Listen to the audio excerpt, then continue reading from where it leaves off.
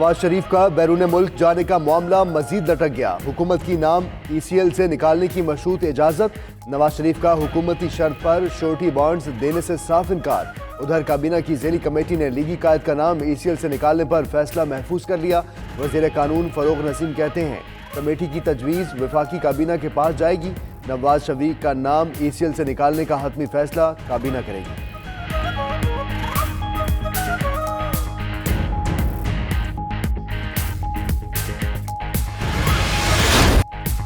نواز شریف کے انکار پر نون لیگ کا سوچ بچار، شریف خاندان کا سابق وزیر اعظم کو بیرون ملک بھیجنے پر اصرار، نواز شریف کو علاج کے لیے بیرون ملک جانے پر قائل کرنے کی کوششیں، شہباز شریف کی جاتی عمرہ میں بڑے بھائی سے 1.5 گھنٹہ طویل ملاقات قائل نہ کر سکے، ادھر مسلم لیگ نون کا معاملے پر پھر عدالت سے رجوع کرنے پر غور۔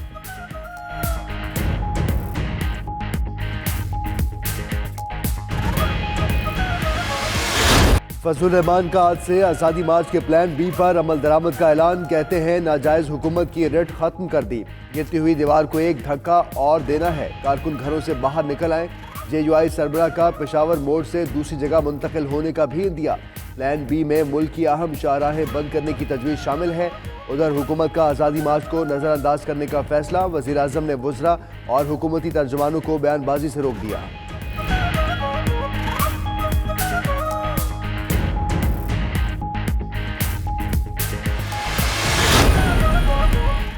امریکی سپریم کورٹ میں نوجوان تارکین وطن کو تحفظ فراہم کرنے والے پروگرام سے متعلق کیس کی سماعت، 9 رکنی بینچ میں شامل 5 کنزرویٹو ججز کا ٹرمپ انتظامیہ کے موقف کی جانب سے جھکاؤ، کیس کا فیصلہ آئندہ سال سنائے جانے کا امکان ہے۔ ادھر واشنگٹن میں سپریم کورٹ کے باہر پروگرام کے حق میں ہزاروں تارکین وطن نوجوانوں کی شرکت۔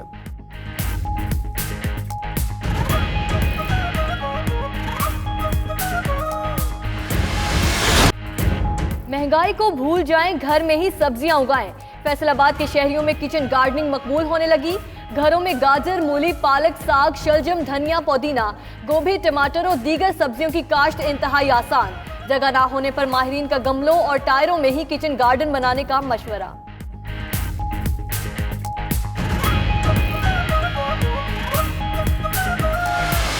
عالمی مارکیٹ میں خام تیل کی قیمتوں میں معمولی کمی، برنٹ کروڈ آئل کی قیمت $12 فی بیرل کمی کے ساتھ $62.6 ہو گئی۔ انٹرنیشنل مارکیٹ میں سونا مہنگا، $1 اضافے کے بعد فی اونس قیمت $1,456 ہو گئی۔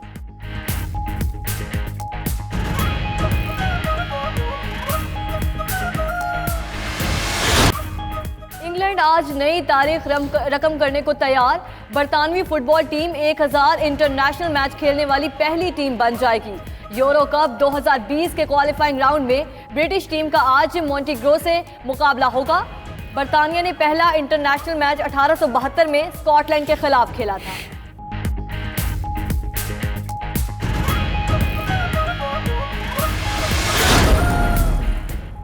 اور کھیتوں میں فصلیں اگائیں، ساتھ میں مصوری کے فن بھی آزمائیں۔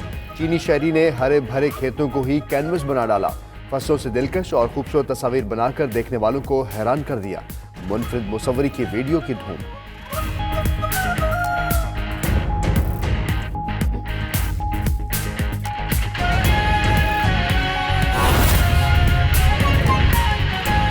نواز شریف کی فوری بیرون ملک روانگی کا معاملہ، نیب حکام آج 10 بجے تک حتمی جواب کابینہ کی ذیلی کمیٹی کو جمع کرائیں گے۔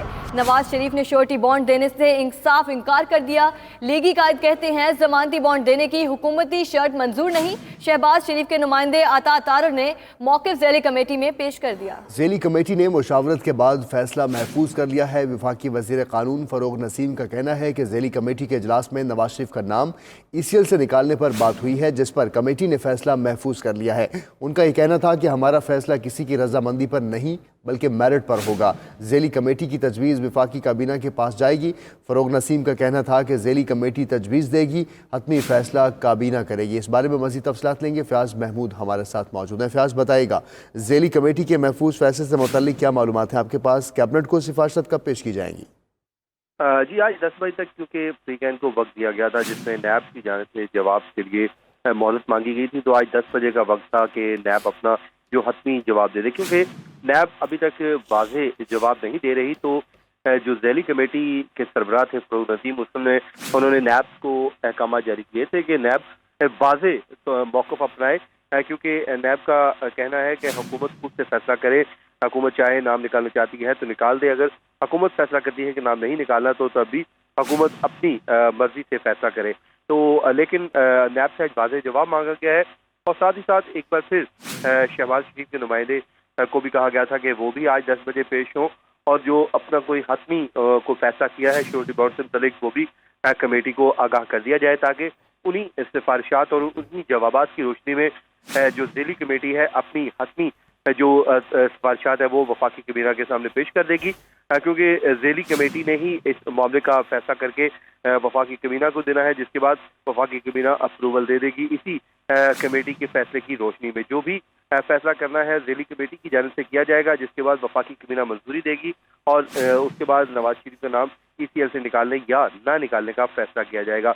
کل مختلف 3 ادوار ہوئے، لیکن تینوں ادوار میں یہ ڈیڈ لاک برقرار رہا، کیونکہ پہلے 2 ادوار میں حکومت کی جانب سے جو سامنے شرط آئی وہ گارنٹی مانگی گئی، اور نواز شریف سے ایک مکمل شیڈیول مانگا گیا کہ وہ وطن واپسی کے لیے اپنا شیڈیول بھی دے، اور ساتھ ہی ساتھ وہ گارنٹی کے طور پر شیورٹی بانڈ بھی جمع کروائیں۔ تو جس کے بعد رات مسلم لیگ نون کی اہم جو رابطے ہوئے، جس کے بعد فیصلہ کیا گیا کہ شیورٹی بانڈ جمع نہیں کروائے جائیں گے، کیونکہ عدالت میں پہلے ہی جمع کروائے جا چکے ہیں، تو اس لیے حکومت کے پاس شیورٹی بانڈ جمع کروانے کا کوئی قانونی جواز نہیں بنتا۔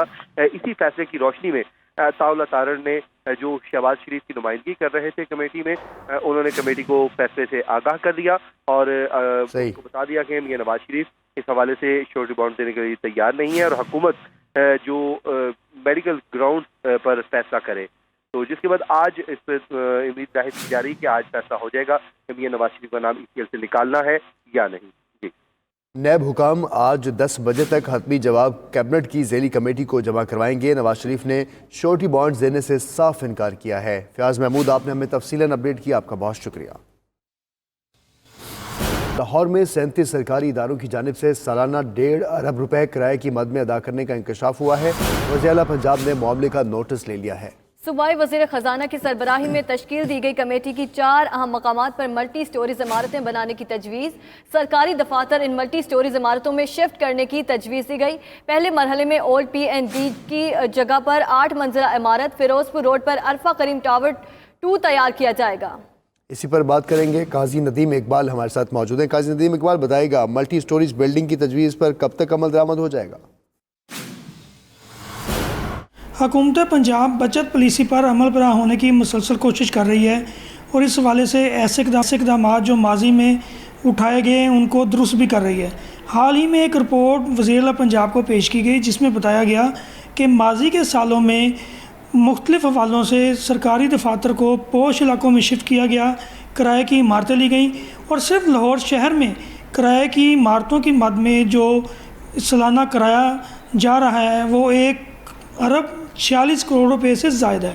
یہ رپورٹ دیکھنے کے بعد وزیر اعلیٰ پنجاب نے ہدایت کی کہ اس معاملے کو روکا جائے اور کوشش کی جائے ایسی جگہوں کی نشاندہی ہو جہاں پر ملٹی سٹوریز بلڈنگ بنا کر سرکاری دفاتر کو وہاں پہ شفٹ کیا جائے۔ اس سلسلے میں صوبائی وزیر خزانہ کی سربراہی میں ایک کمیٹی بنائی گئی، جس میں چیئرمین PND سمیت دیگر ذمہ دار بھی شامل کیے گئے۔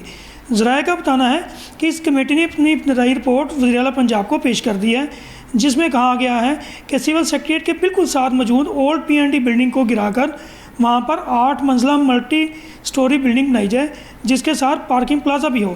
وہاں پر ابتدائی طور پر جو سرکاری دفاتر ہیں شفٹ ہوں۔